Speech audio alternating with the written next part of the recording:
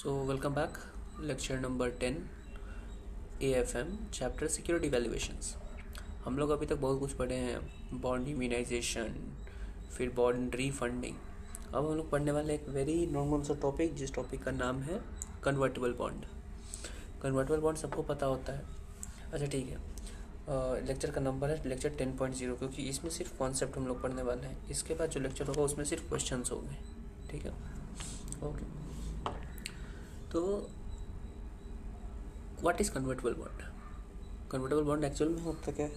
Convertible bond एक ऐसा bond होता है जो बाद में आपको फिक्स नंबर ऑफ शेयर्स में वो कन्वर्ट हो सकता है। वो इन्वेस्टर के पास राइट होता है कि आप उसको इक्विटी शेयर्स में कन्वर्ट करा सकते हो, या तो आप रिडेम्पशन अमाउंट ले सकते हो या फिर उसको फिक्स नंबर ऑफ शेयर्स, जैसे कि एक कन्वर्टेबल बॉन्ड है जो कंपनी इशू किया है। वो कन्वर्टेबल बॉन्ड क्या बोलता है कि आप एक बॉन्ड खरीदो, वो कन्वर्ट हो जाएगा 20 शेयर्स में। ठीक है, तो ये जो बॉन्ड है वो क्या दे रहा है इन्वेस्टर को राइट कि भाई बाद में ये या तो आप 20 शेयर खरीद लेना, 20 शेयर में कन्वर्ट कर लेना इस बॉन्ड को, या फिर आप रिडेम्पशन वैल्यू ले लेना। Correct correct.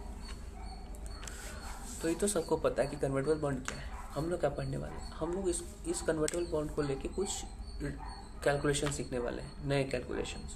ठीक है, वेरी नॉर्मल है, कुछ खास नहीं है, सिर्फ नया टर्मिनोलॉजी है। ठीक है, तो कैलकुलेशन को सीखने के लिए हम पहले एक एग्जांपल ले लेते हैं और उसी एग्जांपल को यूज़ करते करते सब कुछ उस सारा कैलकुलेशन हम सीख जाएंगे। ठीक है, ओके। तो हमारा एग्जांपल क्या है? हमारा एग्जांपल ये है कि हमारे पास एक कन्वर्टेबल बॉन्ड है जो 20 शेयर्स में कन्वर्ट होगा।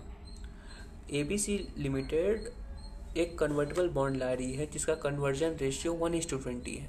मतलब कि ये बॉन्ड जब रिडीम होने वाला होगा, जब उसका मैच्योरिटी पीरियड ख़त्म हो जाएगा, जब वो मैच्योर हो जाएगा, तब उसमें 20 शेयर आपको कन्वर्ट करने का आपको ऑप्शन मिलेगा। या तो आप रिडेम्पशन अमाउंट ले सकते हो या फिर आप क्या उसको कहते हैं 20 इक्विटी शेयर ले सकते हो। ठीक है, करेक्ट। ये जो बॉन्ड है जिसमें कन्वर्टेबल राइट आ रहा है, उस बॉन्ड का मार्केट प्राइस है 50 रुपीज़, 50 रुपया।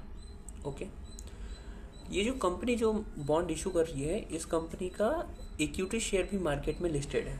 ठीक है, जो इक्विटी शेयर है उसका मार्केट प्राइस अभी चल रहा है 40 रुपया और बॉन्ड इशू किया है वो 50 रुपया में। ठीक है, okay.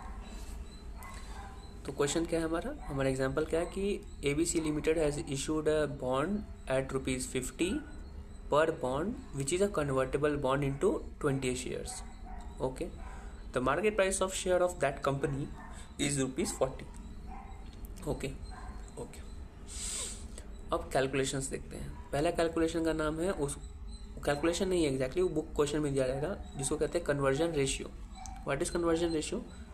The ratio in which equity shares will be issued for one bond. ऐसा रेशियो जो बताता है कि एक बॉन्ड अगर कन्वर्ट होगा तो कितना नंबर ऑफ शेयर्स में कन्वर्ट होगा। हमारे केस में 1:20 है, तो हमारा कन्वर्जन रेशियो क्या है? 1:20। मतलब एक बॉन्ड इशू होगा तो 20 को शेयर मिलेगा। ओके। जो दूसरा चीज़ है उसको कहते हैं conversion value. What is conversion value? Conversion value is the value जो उस शेयर का है। क्या बोल रहे हो भाई? तुम अभी डिवेंचर्स का बात कर रहे हो, कन्वर्ट बॉन्ड होगा तो कन्वर्जन वैल्यू शेयर्स का कैसे आएगा? बताते हैं। ये याद करने का एक वो है तरीका है, मैच नहीं कर रहा वर्ड के साथ। क्या? कन्वर्जन रेशियो से ही बना है conversion value. What is conversion ratio? कि कितना नंबर ऑफ शेयर्स आने वाला है अपॉन कन्वर्जन। तो जो नंबर ऑफ शेयर्स जो आ रहा है ना, उसका जो वैल्यू है, current value, that is conversion value. Conversion value को और हम लोग कहते हैं स्टॉक वैल्यू। और क्या कहते हैं? Stock value of bond. सिर्फ स्टॉक वैल्यू नहीं, उसको कहते हैं स्टॉक वैल्यू ऑफ बॉन्ड। ये ज़्यादा लॉजिकल है ना। कन्वर्जन वैल्यू को और क्या कहते हैं? Stock value of bond. कि जो बॉन्ड है उसका जो बॉन्ड का value in terms of stock क्या होगा, that is known as stock value of bond या फिर कन्वर्जन वैल्यू। ओके, हमारे केस में कन्वर्जन वैल्यू या फिर स्टॉक वैल्यू ऑफ बॉन्ड क्या है, कैसे निकालें? जो कन्वर्जन रेशियो जो दिया है ना, उसमें जो नंबर ऑफ शेयर्स है उसको मल्टीप्लाइड कर दो करेंट मार्केट प्राइस से। तो हमारे कन्वर्जन रेशियो क्या है? 20 शेयर का। तो 20 शेयर का वैल्यू क्या होगा? जो मार्केट प्राइस है उसका 20 × 40, तो 800 रुपया कन्वर्जन वैल्यू है। कन्वर्जन वैल्यू कितना हो जाएगा? 800 रुपया। ओके, कन्वर्जन रेशियो समझ में आ गया, कन्वर्जन वैल्यू समझ में आ गया। अब बात करते हैं तीसरा चीज़ का, जिसको कहते हैं कन्वर्जन प्रीमियम। कन्वर्जन में प्रीमियम क्या होता है? हम लोग कन्वर्जन प्रीमियम के नाम पे 3 कैलकुलेशन सीखेंगे।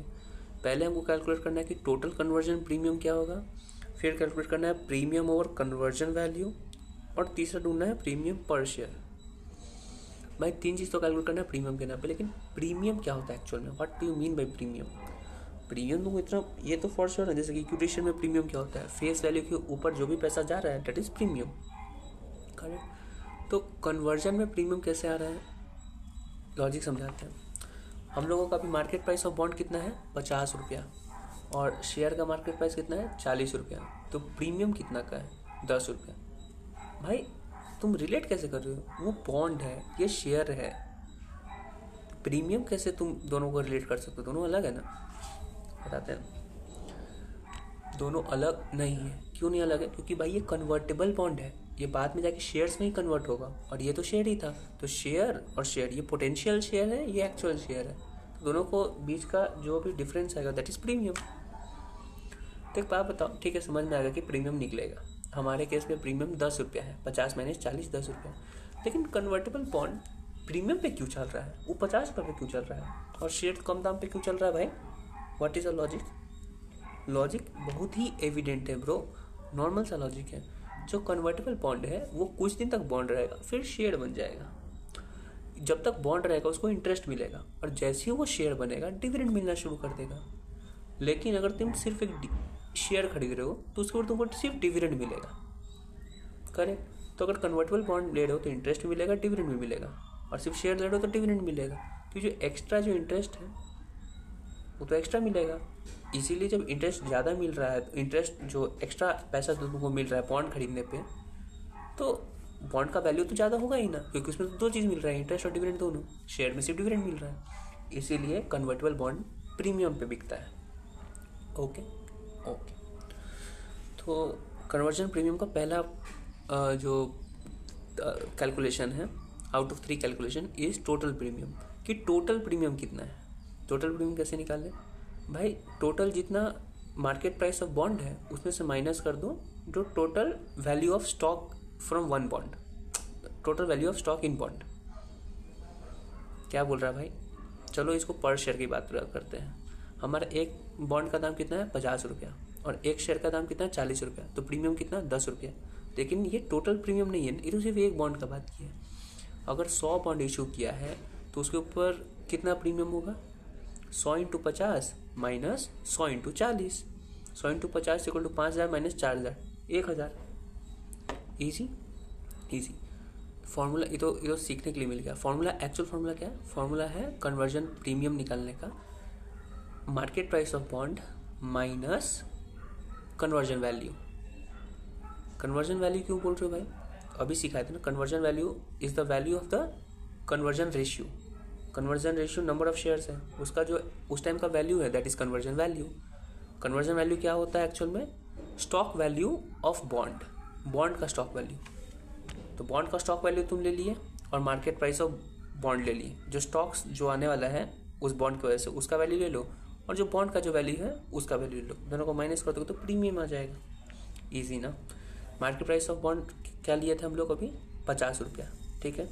इस बॉन्ड की वजह से कितना शेयर मिलेगा? 20 शेयर लेगा, ठीक है। लेकिन अभी हम एक ही बॉन्ड का बात करें तो 50 रुपये का बॉन्ड में से एक 40 का माइनस करो, 10 रुपये तो प्रीमियम है ना। तो market price of premium, conversion premium तुमको निकल गया। ईजी। तो ये जो तुम अभी निकाले वो तो हम गलत निकाले, तुमको समझाने के लिए बोल दिए कि एक बॉन्ड का हम 50 रुपये ले लिए और एक बॉन्ड को 50 रुपये को कंपेयर कर रहे हैं एक शेयर के प्राइस से। नहीं होगा ना, एक बॉन्ड में 20 शेयर आ रहा है तो तुम एक प्राइस से नहीं कंपेयर करोगे, करेक्ट। हमारे दिमाग में आ रहा होगा। इसलिए हम लोग टोटल प्रीमियम निकालते हैं कि टोटल जो मार्केट प्राइस ऑफ बॉन्ड है, जितना भी बॉन्ड इशू हो रहा है उसका अमाउंट ले लो, और टोटल उस बॉन्ड की वजह से जो भी स्टॉक आने वाला है उसका जो वैल्यू होगा वो ले लो, माइनस करो, टोटल प्रीमियम आ जाएगा। Okay okay. ये तो पहला पॉइंट था आपका कन्वर्जन प्रीमियम का। बाकी का 2 कैलकुलेशन क्या है? पहला कैलकुलेशन है premium over conversion value, that is ये जो प्रीमियम हम लोग दे रहे हैं वो कितना है in compare to conversion value. नाम से पता चल रहा है ना, प्रीमियम ओवर कन्वर्जन वैल्यू, और ये हर वक्त परसेंटेज में पूछता है कि what is the premium over conversion value. तो नाम से एविडेंट है कि रेशियो कैसे बनेगा इसका, premium divided by conversion value. जो भी टोटल प्रीमियम है वो ले लो, डिवाइड कर दो कन्वर्जन वैल्यू से, तुम्हारे पास आंसर आ जाएगा। जैसे कि हमारे में प्रीमियम था 10 रुपया, कन्वर्जन वैल्यू कितना है हमारा, कन्वर्जन वैल्यू कितना है 40 रुपया, क्यों नहीं 800 रुपया, 40 रुपया नहीं है हमारा कन्वर्जन वैल्यू 800 रुपया है। 40 इंटू 20, 40 रुपया तो एक शेयर का दाम है ना, और 20 रुपया तुम्हारा एक मार्केट प्राइस है। शेयर कितना दे रहा था, कन्वर्जन रेशियो कितना था 20, तो कन्वर्जन रेशियो इंटू तो मार्केट प्राइस करोगे तो कन्वर्जन वैल्यू आएगा। कन्वर्जन वैल्यू कितना है 800 रुपया, ठीक है। तो total premium upon conversion value 800 रुपया। टोटल प्रीमियम कैसे निकालोगे, 50 रुपये का एक बॉन्ड था, तुम जितना बॉन्ड इशू कर रहे हो मार्केट में, मान लेते हैं कि तुम 20 बॉन्ड इशू कर रहे हो तो 1000, तो 1000 माइनस उतना करोगे, वैसे करके तुम्हारा प्रीमियम निकलेगा। प्रीमियम डिवाइडेड बाय वो कर दोगे, क्या उसको कहते हैं, premium divided by conversion value करोगे, तब आंसर आएगा क्या, premium over conversion value in percentage, ठीक है। ओके, 2 पार्ट हो गया। तीसरा पार्ट क्या है, पूछता है कन्वर्जन प्रीमियम का कौन सा कैलकुलेशन है, प्रीमियम पर शेयर, कि जो प्रीमियम जो भी तुम दे रहे हो वो इन उसका what is premium per share, एक शेयर के ऊपर कितना प्रीमियम दे रहे हो। एक शेयर मतलब जैसे कि 20 शेयर मिल रहा है हमको एक बॉन्ड पे, तो ये जो बॉन्ड का जो प्रीमियम है उसको अगर कंपेयर करेंगे इस एक शेयर से तो कितना होगा, मतलब एक शेयर के ऊपर कितना हमको प्रीमियम देना पड़ रहा है। 20 शेयर हमको मिल रहा है, 20 शेयर के ऊपर हम इतना रुपया प्रीमियम दे रहे हैं, तो एक शेयर के ऊपर इतना रुपया प्रीमियम दे रहे होंगे, तो वही हमको कैलकुलेट करना है कि कितना premium over 1 share, that is premium per share. कैसे निकालेंगे, बहुत ईजी है भाई, जो टोटल प्रीमियम वो ले लो और ये प्रीमियम कितना शेयर की वजह से दे रहे हो वो ले लो। जैसे कि अगर हमको 1000 प्रीमियम मिल रहा है, 1000 प्रीमियम कब मिल रहा है, मतलब देना पड़ रहा है प्रीमियम जब हमको 20 शेयर चाहिए, तो 1000 अपन 20 share, that is premium divided by conversion ratio, not conversion value. Conversion value is the value कि कितना वैल्यू है तुम्हारा कन्वर्जन रेशियो का, दैट इज मतलब कितना नंबर ऑफ शेयर्स का वैल्यू है, जितना नंबर ऑफ शेयर्स का value that is conversion value. What is conversion ratio, कितना नंबर ऑफ शेयर्स आने वाला है। तो जब हम पर शेयर निकालेंगे तो divided by number of share से ही करेंगे ना, तो प्रीमियम अपॉन कन्वर्जन रेशियो करोगे तो तुम्हारे पास आ जाएगा कन्वर्जन पर शेयर। इजी। तो ये 3 कैलकुलेशन था किसका, कन्वर्जन प्रीमियम का। कन्वर्जन प्रीमियम में 3 कैलकुलेशन है। पहला कैलकुलेशन बोलता है कि टोटल प्रीमियम निकालो, कि टोटल प्रीमियम कितना होगा। टोटल प्रीमियम कैसे निकालोगे, जो भी मार्केट प्राइस ऑफ बॉन्ड है वो ले लो, उसमें से माइनस कर दो कन्वर्जन वैल्यू को।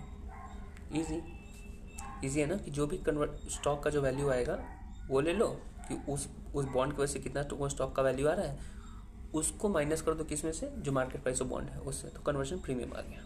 इजी। ये है टोटल कन्वर्जन प्रीमियम। फिर तुमसे पूछता है कन्वर्जन प्रीमियम ओवर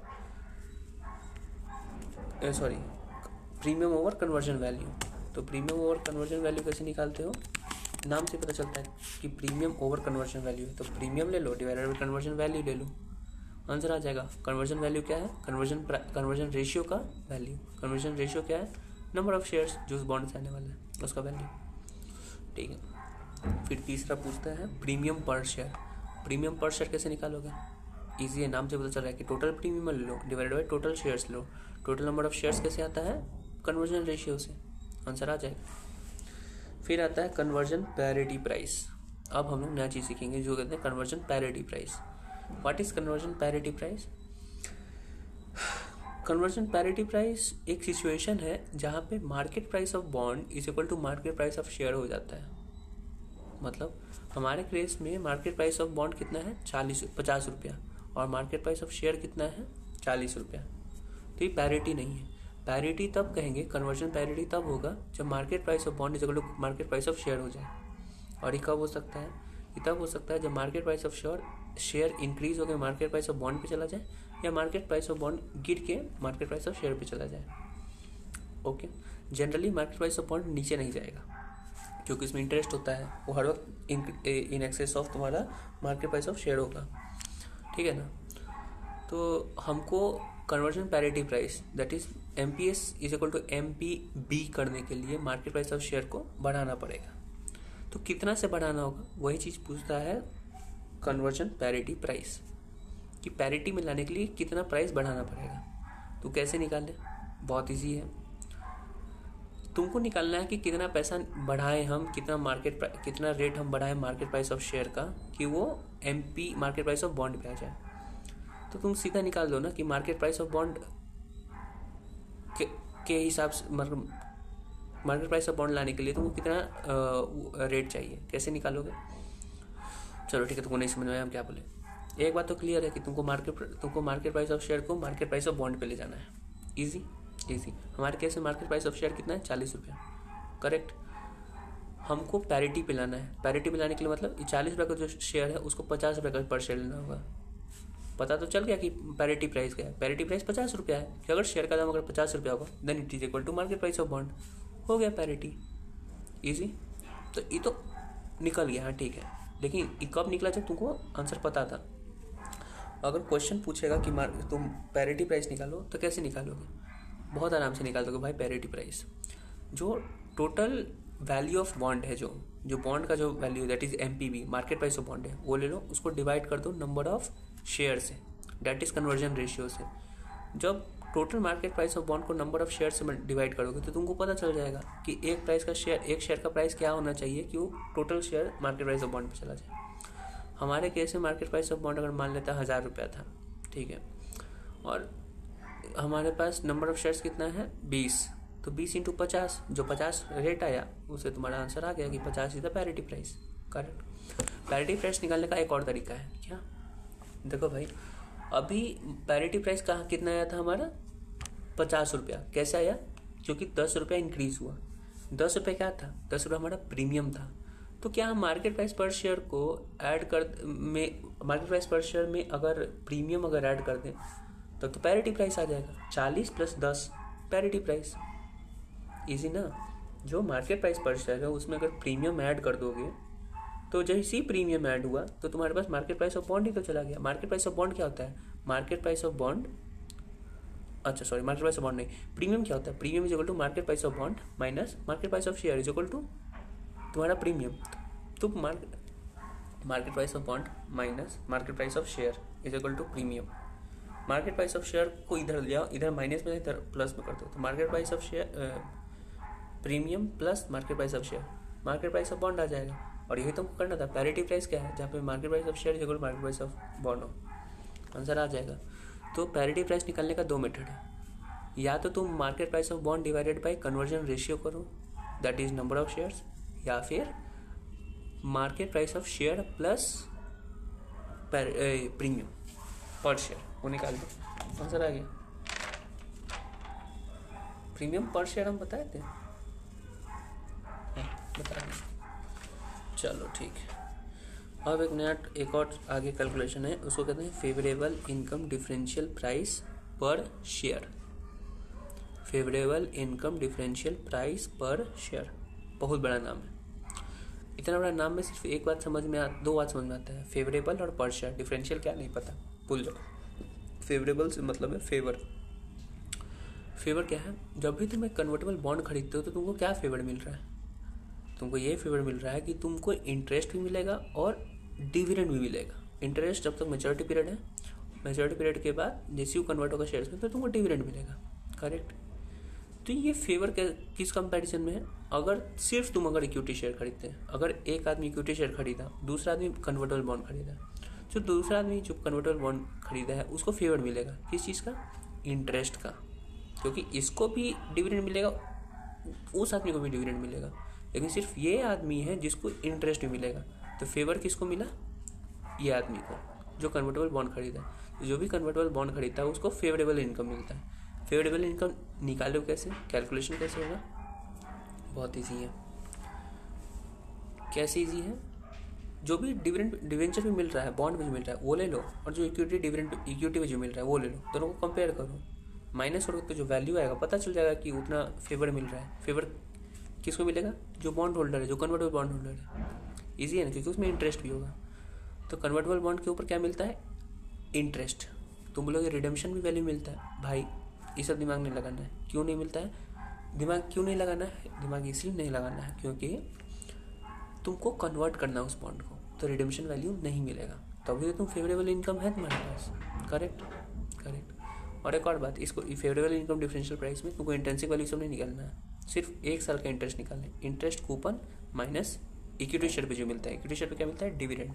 तो जो इंटरेस्ट मिलेगा 1 साल में माइनस जो डिविडेंड मिलेगा 1 साल में, तो जो भी एक्स्ट्रा होगा वो अति मिल जाएगा। जैसे कि इस आदमी को मिलेगा इंटरेस्ट, इस आदमी को मिलेगा डिविडेंड, तो dividend minus interest minus dividend करोगे तो जो भी एक्स्ट्रा अमाउंट आएगा वो उसका फेवरेबल इनकम है, जो कि इस आदमी को इंटरेस्ट मिलेगा।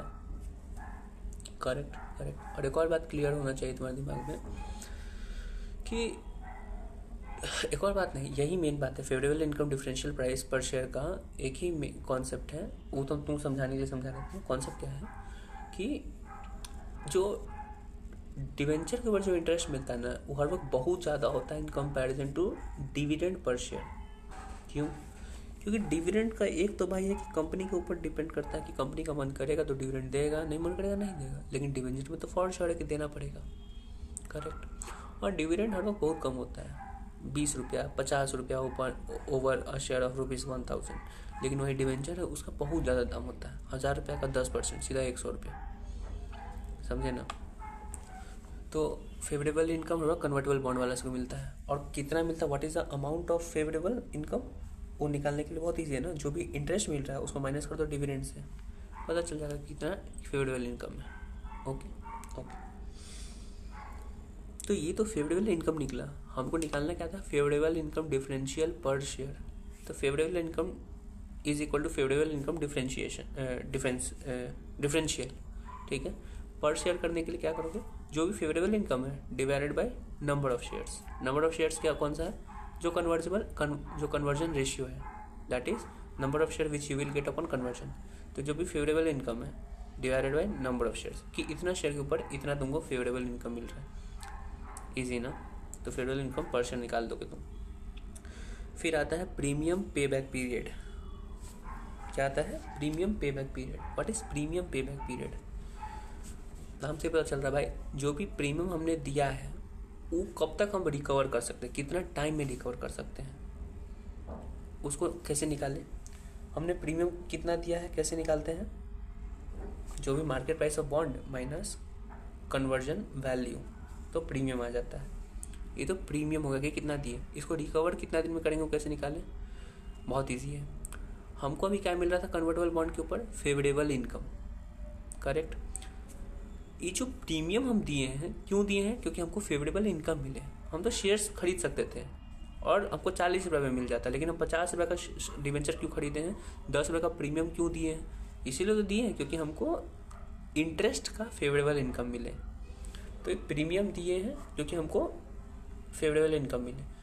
तो premium divided by favourable income कर दोगे तो तुम हमको पता चल जाएगा। जैसे कि 100 रुपये तुम दिए हो प्रीमियम, तुमको 10 रुपये का हर साल फेवर मिल रहा है, तो 100/10 करोगे तो तुमको पता चल जाएगा कि 10 साल के अंदर तुमको जो भी तुम प्रीमियम दिए थे तुम्हारे पास रिटर्न आ गया।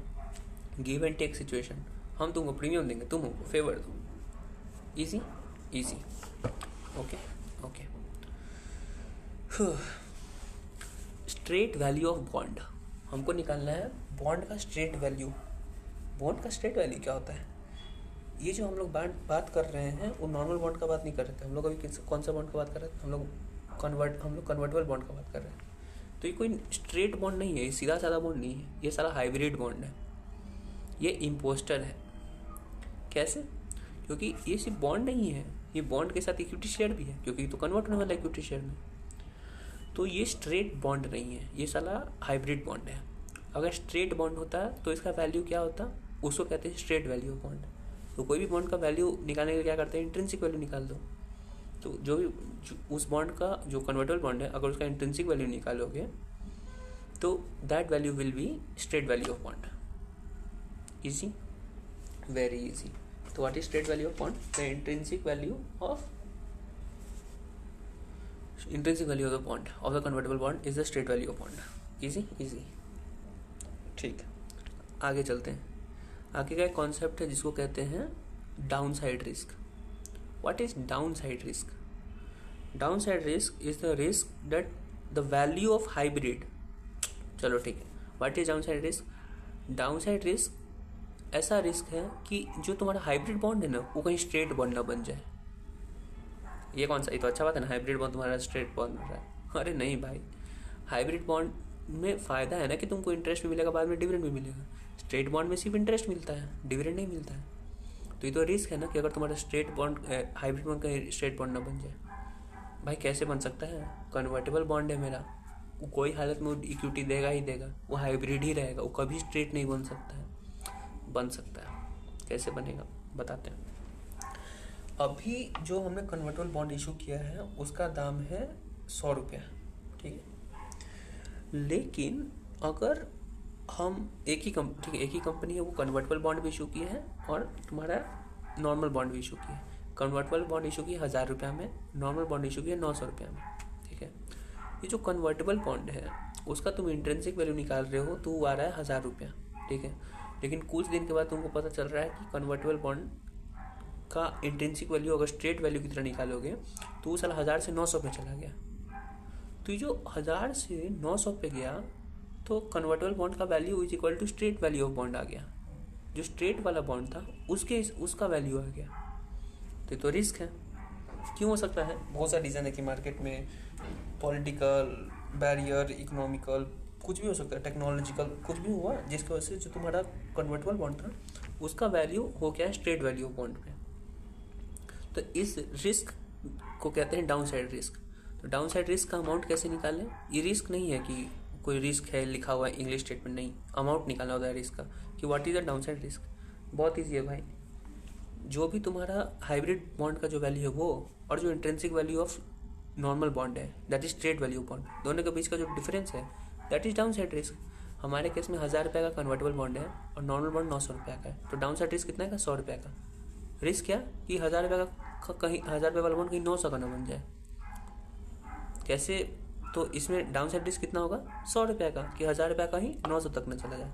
तो रिस्क कितना का है 100 रुपये का है ना, बस। तो what is down side risk? The difference between value of convertible bond and straight value of bond, बस। ठीक है, ठीक है। तो डाउन साइड रिस्क समझ में आएगा कि डाउन साइड रिस्क क्या होता है, कि हाइब्रिड वैल्यू को हाइब्रिड जो बॉन्ड है उसका value straight value of bond तक ना चला जाए, ठीक है। अगर चला गया तो कितना से जाएगा, that amount is down side risk amount. Okay okay bro, समझ में आ गया। तो मुझे ये बताओ कि क्वेश्चन पूछ सकता है कि percentage of down side risk निकालो। तो डाउन साइड रिस्क तुम निकाल दियो, लेकिन इसका परसेंटेज कैसे निकालेंगे? बहुत ईजी है भाई। परसेंटेज कैसे निकलता है? कोई भी चीज़ के कंपैरिजन में परसेंटेज निकलता है। Correct, correct. तो हमको डाउन साइड रिस्क हम निकाल चुके हैं 100 रुपया। कैसे निकाले? 1000 minus 900 that is hybrid bond value minus जो तुम्हारा इंट्रिंसिक वैल्यू ऑफ बॉन्ड है दैट इज स्ट्रेट वैल्यू। हम हर वक्त हाइब्रिड बोल रहे हैं क्योंकि कन्वर्टेबल बॉन्ड की बात कर रहे हैं। तो हाइब्रिड वैल्यू ऑफ बॉन्ड क्या होता है? Market price of that convertible bond. तो market price of that convertible bond minus straight value of bond is equal to down side risk. अब percentage of down side risk कैसे निकालते हैं? किसी चीज़ के कंपेरिजन में तुमको निकालना होगा। तो डाउन साइड रिस्क निकाल दो, डिवाइड कर दो तुम मार्केट प्राइस ऑफ बॉन्ड से, जो वो वाला बॉन्ड है, क्या उसको कहते हैं? हाइब्रिड बॉन्ड है। 1000 माइनस 900 डिवाइडेड बाई 1000, तो 100 अपन 1000, 10% का रिस्क है। 10% का डाउन साइड रिस्क है। डाउन साइड रिस्क कौन सा? कि ये जो बॉन्ड है, कन्वर्टेबल बॉन्ड है, जो हाइब्रिड बॉन्ड है, उसका वैल्यू नीचे अगर चला जाएगा तो कितना परसेंटेज नीचे जाएगा इन कंपैरिजन टू अभी का मार्केट प्राइस। 1000 रुपये का बॉन्ड है, वो 900 तक जा सकता है, तो कितना परसेंटेज नीचे जा सकता है? वो जा सकता है आपका 10% नीचे। ओके। जब भी जो डाउन साइड रिस्क होता है ना, उसका परसेंटेज हर वक्त निकाला जाता है in comparison to price of hybrid bond that is convertible bond. तो कन्वर्टेबल बॉन्ड के ऊपर जो रिस्क है डाउन साइड रिस्क, वो डाउन साइड रिस्क का परसेंटेज कैसे निकलेगा? उसी कन्वर्टेबल बॉन्ड के वैल्यू के ऊपर। ओके। तो डाउन साइड रिस्क परसेंटेज कितना होता है? Down side risk divided by market price of bond, बस। ओके। और डाउन साइड रिस्क कैसे निकलता है? Market price of bond minus straight value of bond. Straight value of bond intrinsic value, market price bond दिया रहेगा, ठीक है। अब इसके बाद आता है लास्ट टॉपिक, जिसको कहते हैं प्रीमियम ओवर स्ट्रेट वैल्यू। क्या है ये प्रीमियम ओवर स्ट्रेट वैल्यू? कैसे निकालोगे? ये कौन सा प्रीमियम का बात कर रहा है? हम लोग एक प्रीमियम सीखे थे अभी से पहले। वो कौन सा प्रीमियम था कि इक्विटी शेयर ना खरीद के अगर डिवेंचर खरीद रहे हैं, जो बॉन्ड खरीद रहे हैं, तो वो बीच का जो डिफरेंस है that is premium. Correct correct. अभी जो हम लोग बात करने वाले हैं प्रीमियम ओवर स्ट्रेट वैल्यू, इस ये जो प्रीमियम है उस प्रीमियम का बात नहीं हो रहा है कि शेयर और बॉन्ड के बीच का डिफरेंस, नहीं। ये प्रीमियम है स्ट्रेट वैल्यू के ऊपर। स्ट्रेट वैल्यू क्या है? इंट्रिंसिक वैल्यू, या फिर अगर वो बॉन्ड सिर्फ नॉर्मल बॉन्ड होता, कन्वर्टेबल नहीं होता, तो कन्वर्टेबल बॉन्ड के ऊपर कोई प्रीमियम, सॉरी नॉर्मल बॉन्ड के ऊपर कोई प्रीमियम। नॉर्मल बॉन्ड था तो उसका दाम 900 रुपया था, कन्वर्टेबल बॉन्ड बन गया तो 1000 रुपया हो गया। तो 900 से जो बीच का 1000 का डिफरेंस है 100 रुपये का, ये प्रीमियम भी तो है। तुम बोल रहे तो डाउन साइड रिस्क है, क्यों? कन्वर्टेबल बॉन्ड से अगर स्ट्रेट बॉन्ड बनेगा तो 100 रुपये का risk, that is down side risk. लेकिन यहाँ से यहाँ जाएगा तो डाउन साइड रिस्क, लेकिन यहाँ स्ट्रेट वैल्यू से अगर जाएगा कन्वर्टेबल पे तो ये तो प्रीमियम है ना भाई। यहाँ जो बात हो रहा है प्रीमियम ओवर स्ट्रेट वैल्यू, उस चीज़ का बात हो रहा है। तो प्रीमियम निकालो, that is the down side risk. Down side risk divided by premium over straight value है, तो down side risk divided by straight value, तो आ जाएगा क्या तुम्हारा? Premium over straight value. इसी अभी हम लोग सीखे थे इससे पहले क्या? Down side risk percentage. Down side risk percentage किस पे निकलता है? कन्वर्टेबल बॉन्ड जो है उसके कंपैरिजन में। लेकिन प्रीमियम ओवर स्ट्रेट वैल्यू उस स्ट्रेट वैल्यू के कंपैरिजन में निकलेगा, वो भी down side risk by straight value है। और इससे पहले होता था वो था down side risk divided by market price of bond. तो डाउन साइड रिस्क परसेंटेज निकलता है तुम्हारा हाइब्रिड बॉन्ड, कन्वर्टेबल बॉन्ड के कंपैरिजन में, और प्रीमियम ओवर स्ट्रेट वैल्यू के कंपैरिजन में निकलता है डाउन साइड रिस्क अपन straight value, down side risk अपन कन्वर्टेबल बॉन्ड का प्राइस। बस तो यही हम लोग सीखे हैं लेक्चर 10.0 में। कन्वर्टेबल बॉन्ड होता है, उसमें कैसे कैसे क्या निकालते हैं। इजी एक बार फिर से दिखा देते हैं। कन्वर्जन रेशियो क्या होता है? कन्वर्जन रेशियो एक ऐसा वो रेशियो जिस रेशियो में आपको शेयर मिलेगा upon conversion of debenture. Okay. Conversion value, जो भी शेयर्स तुमको मिलेगा अपॉन कन्वर्जन, उसका जो एग्जिस्टिंग वैल्यू है that is conversion value. Total conversion premium, conversion की वजह से प्रीमियम कितना तुमको देना पड़ रहा है वो कैसे निकालोगे? Market price of bond minus conversion value, निकल गया। फिर उसके बाद चलो जैसे कि फिर एक एग्जांपल दे देते हैं क्लीन करने के लिए, उतना समय दिमाग काम नहीं कर रहा था। अगर एक बॉन्ड का दाम 1000 रुपया है, ठीक है, ये 1000 रुपये का जो बॉन्ड है वो कन्वर्ट होगा 20 शेयर्स में, एक शेयर का दाम 50 रुपया है, तो कन्वर्जन प्रीमियम कितना हुआ? 1000 माइनस 20 शेयर इंटू 40, 20 इंटू 40 800, तो 1000 माइनस 800 इक्वल टू 200 का प्रीमियम, ठीक है। 50 माइनस 40 हम गलत कर रहे थे, ठीक है, यह था 1000 माइनस इससे, तो 200 कन्वर्जन प्रीमियम है, टोटल कन्वर्जन प्रीमियम है, ठीक है। कन्वर्जन पर शेयर, प्रीमियम पर शेयर कैसे निकालते हैं? Total premium upon conversion ratio, number of shares. Conversion premium, total conversion premium कितना था? 200, नंबर ऑफ शेयर्स कितना था? 20, तो 200 अपॉन 20 10 रुपया आ गया, इजी। तो 10 रुपये का तुम्हारा प्रीमियम है, ओके। उसमें सीखे थे प्रीमियम ओवर कन्वर्जन वैल्यू, नाम से पता चला कि प्रीमियम ओवर कन्वर्जन वैल्यू निकालना है। टोटल प्रीमियम ले लो डिवाइडेड बाई कन्वर्जन वैल्यू ले लो। कन्वर्जन वैल्यू क्या है? कन्वर्जन रेशियो का value, that is 20 into 40 800, okay. फिर कन्वर्जन पैरिटी प्राइस, एक ऐसा सिचुएशन जहाँ पे market price of bond is equal to market price of share हो। मार्केट प्राइस ऑफ बॉन्ड तुम निकाल लो, ठीक है, सॉरी हम गलत बोले थे भाई, यहाँ मिस्टेक है। मार्केट प्राइस ऑफ बॉन्ड तो हो जाएगा तुम्हारा 1000 रुपया, करेक्ट ना? करेक्ट। हमारा एक्चुअल सिचुएशन उस टाइम गलत हम बोल रहे थे कि 50 रुपये नहीं, हमारा actual situation market price of bond 1000 है, मार्केट प्राइस ऑफ शेयर 40 रुपये है, तो 1000 इक्वल टू 40 तो कोई हालत नहीं होगा, तुमको 50 इक्वल टू 40 करना है। तो तुमको सिर्फ मार्केट प्राइस ऑफ शेयर को इतना कर देना है कि एक बॉन्ड इज इक्वल टू, जैसे कि एक बॉन्ड के ऊपर 20 शेयर मिल रहा है, करेक्ट, मतलब ये भी 20 शेयर है, ये भी 20 शेयर है, लेकिन ये जो 20 शेयर है बॉन्ड वाला, उसका दाम है 50 रुपया पर शेयर। क्यों? 50 इंटू 20 1000, करेक्ट। ये कितना था?